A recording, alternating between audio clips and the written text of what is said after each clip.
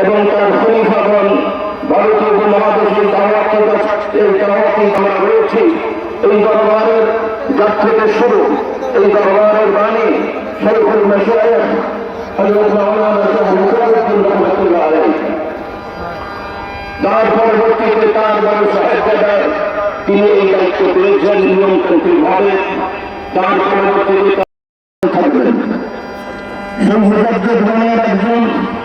আমরা বিশ্বাস করি তাদের প্রতি সুধারণা রেখে বাস্তবতার আলোকে আমাদের পূর্বপুরুষ ফুরফুরার পীর মুজাদ্দিদে জামান হযরত আবু বকর সিদ্দিক রাহমাতুল্লাহ আলাইহি তাকে আমরা মুজাদ্দিদ হিসেবে বিশ্বাস করি।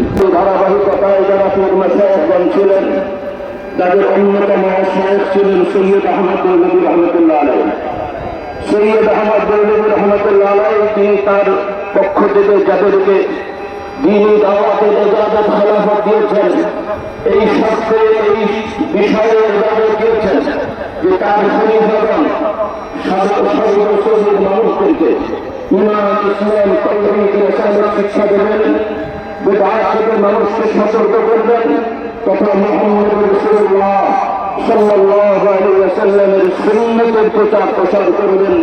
এই লক্ষ্যেই তিনি কর্মযুক্ত ছিলেন আমার দাদা জাহুর রহমতুল্লাহ আলাইহি এবং তাদের স্থলের শিক্ষক ছিলেন, যেটাকে তরিকতের ভাষায় সত্যনিশীল সত্যনিশীল বলা হয়। আমার আব্বা দায়িত্ব পালন করেছেন। তার পরবর্তীতে আমি নগণ্য গুনাহগারের প্রতি দায়িত্ব অর্পিত হয়েছে। শুধু তিনি নন, আমার মুরব্বীগণ এখনো অনেকেই তিনি হায়াতে রয়েছেন, তাদের ইজাজত অনুমতিতে আমার আব্বা দায়িত্ব দিয়ে যাচ্ছেন।